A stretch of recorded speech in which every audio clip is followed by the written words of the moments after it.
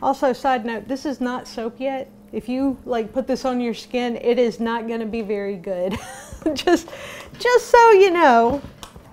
I've been making soaps for a while, and I didn't want it to be like church lady soap.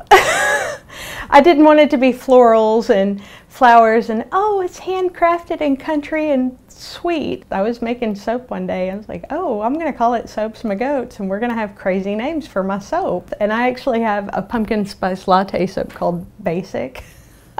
Actually, it's called #Basic.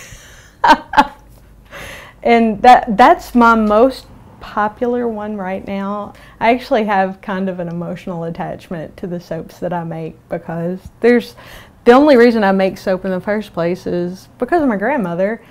She didn't actually teach me how to make soap. She was a sharecropper's daughter, actually born in Cooter, Missouri. And when I was growing up, she was always talking about how her mom and grandmother would make their own soap out in the yard over a fire, and that's what they used to wash their clothes and do everything with. And then one night, like 2009, I looked over at my husband. We were watching Fight Club and they were making soap, and I looked at my husband and I said, I can do that. I love that this is getting really thick. That means I can make some really pretty stuff on the top.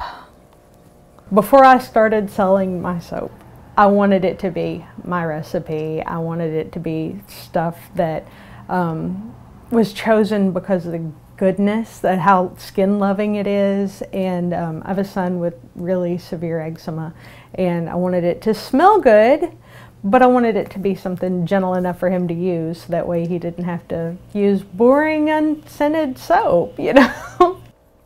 All right, y'all, I think we got it. In about 10 hours, this will be a solid loaf of soap. Every home-based business that I know where people are handcrafting, they put their heart and soul into it.